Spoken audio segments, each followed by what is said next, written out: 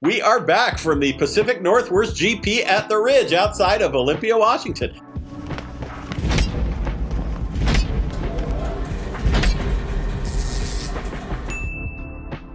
This is a great time to be there because it's April and the rainy season is over. Well, okay. Let's start off with the class winners, and there's kind of a lot of Subarus here, which must mean they do really well in lemons.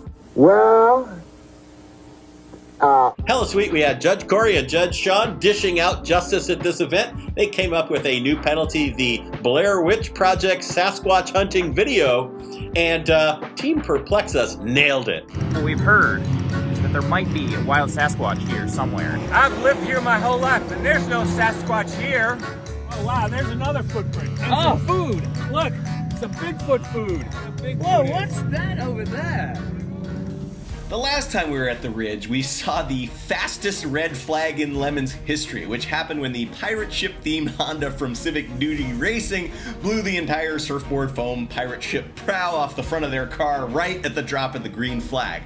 We may have actually reset that record this year, we'll get into that later, but suffice it to say, this race kinda got off to a delayed start. Now, somehow during the lengthy full course caution at the start of the event, the famous low road racing Rainier Beer Mustang 2 crapped out, causing another yellow flag on top of a yellow flag. Which is weird, because that car has an engine swap from a modern top-selling SUV.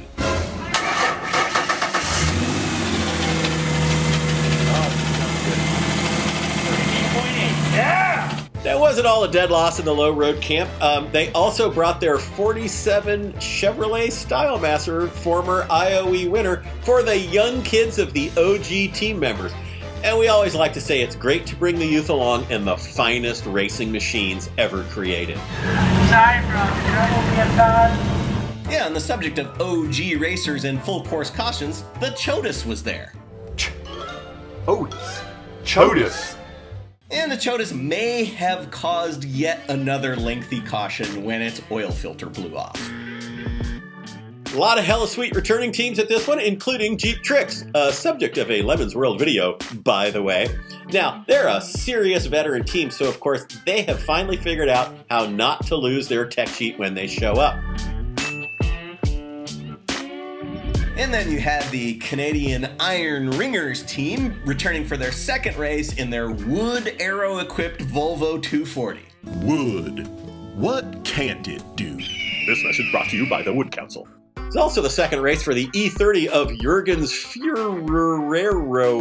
Why, we don't even know how to say it, but they always bring lots of sexy firemen, and the number's getting bigger. Ooh, firemen.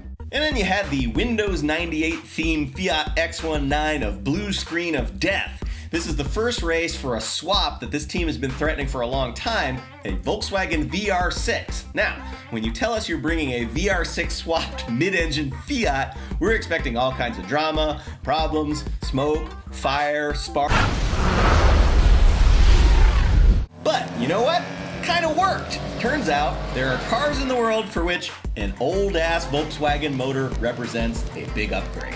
Speaking of surprisingly unproblematic German powertrains, the Power Wankers were back. By the way, they should be called the Mighty Morphin Power Wankers, but maybe that's just me. Last time we saw these guys, they won the Exxon Valdez themed award for oiling down absolutely the entire facility. This time, not a drop, or at least relatively not a drop. And rounding out the returning teams was Taco Cat Race Car Backwards is Race Car Taco Cat. They were there in their Subaru, and more importantly, they brought their cat tacos.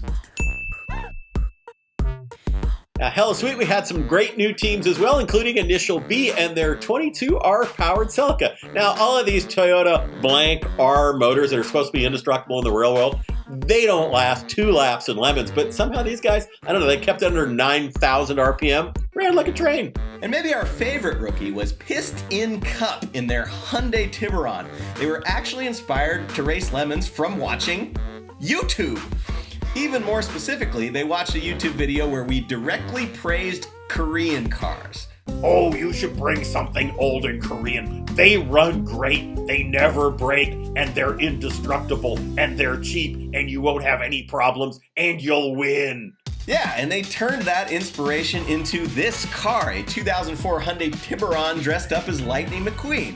Well, eventually it was dressed up as Lightning McQueen because they showed up in tech before finishing their paint scheme, which they successfully completed in between tech and the green flag, but their painting wasn't done once the green flag dropped because they quickly scored themselves a Bob Ross penalty, and fortunately they hadn't yet packed up their paint supplies.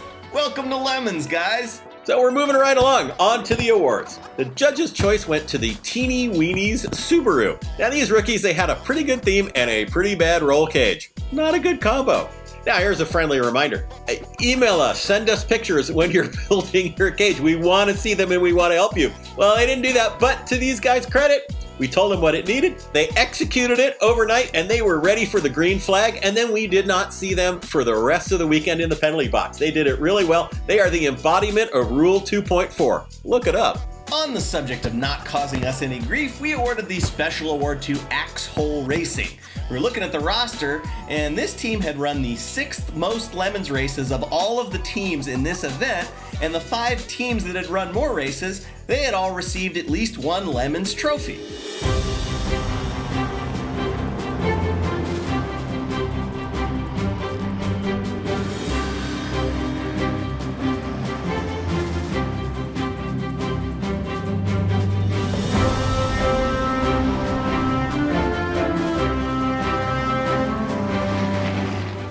Well, Axe Hole Racing had never won a trophy, and that had a lot to do with staying out of the way and never causing any issues. So we gave them a special trophy, the Flying Under the Radar Award.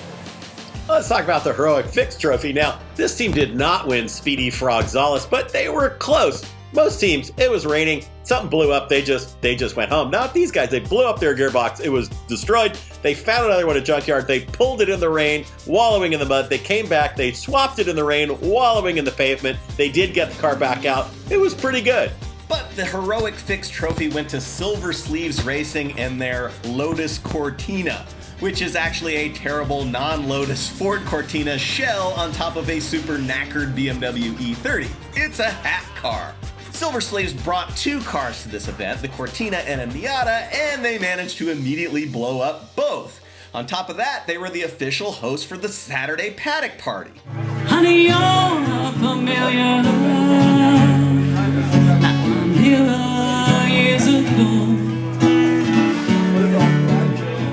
And even though they had to swap 2 motors overnight on Saturday, they put the Paddock Party at the top of the priority list. They set everything up, they got the giant stack of pizzas, and they cleaned everything up before starting on their engine swaps. And maybe as a result of that, they were only able to complete one of the 2 swaps, the one in the Cortina.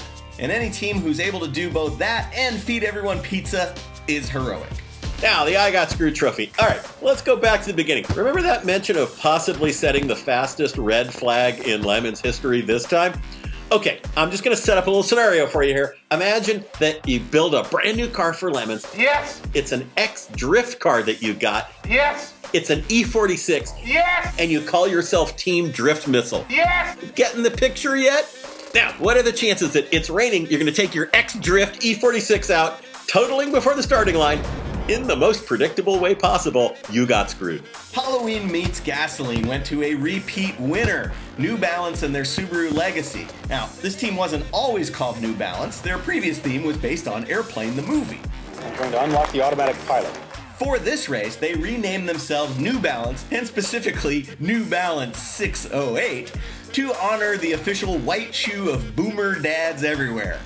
Everyone on the team had a pair of 608s. They brought us a pair of, for some reason, size 18 608s as a bribe. They also gave us a ride-on mower as a paddock patrol machine. They stayed in character for the entire weekend, and they dropped by periodically to check the tension of ratchet straps and to remind us that you could still get sunburned in cloudy weather. It was another very well-deserved HMG for this team. Organizer's choice went to the Canadian team of SM Racing. Now in 2022, they were rookies with this same car, and they were placed on their Lincoln Mark 7, I don't know, 3, 4, possibly 29 different motors. It was kind of a show. This time they brought the Lincoln back, and it ran great. But even better, they also smuggled across the border a lot of delicious forbidden Canadian snack treats, such as ketchup chips, smoky bacon chips, and of course the elusive king, the sovereign of all Canadian snacks, the all-dressed chip. Now, it's been rumored that all-dressed is all of the possible flavors piled onto one chip. And that is a lie. That is just outrageous. That's not true. It's only, hold on, I have the list here. All dressed is only ketchup, barbecue, sour cream, onion, and salt and vinegar. So it's not nearly as egregious as you think, but it is delicious. Anyway, the car ran great, and now we all have the Canadian version of diabetes.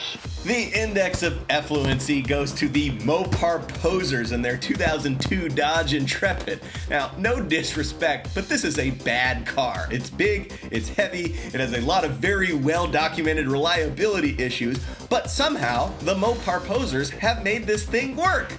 Except for that one time where the brakes were so constantly on fire that they had to park the car way out in a remote corner of the paddock with a self-serve fire extinguisher and a sign on it that said, "Put me out if I'm on fire," while they ran to O'Reilly's for parts. That notwithstanding, this car has run so inexplicably well that they've had time to develop this excellent Dungeons & Dragons theme. This time, they drove the ridiculous Dragon Intrepid to a 14th overall finish, beating numerous former class winners, overall contenders, and drift missiles. So, maybe this isn't such a bad car after all. Well, all right, here's Lemons in a nutshell.